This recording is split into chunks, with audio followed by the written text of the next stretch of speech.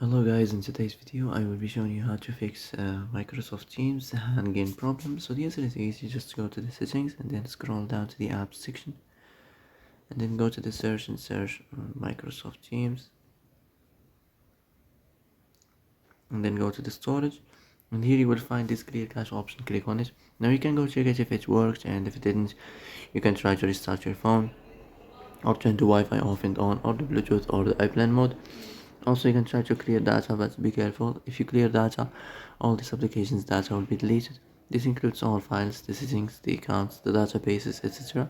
So be careful if you want to clear your data.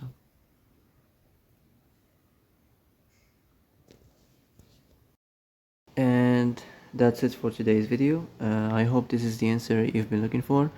If you like this video, don't forget to like and subscribe, and see you in the next video. Thanks for watching.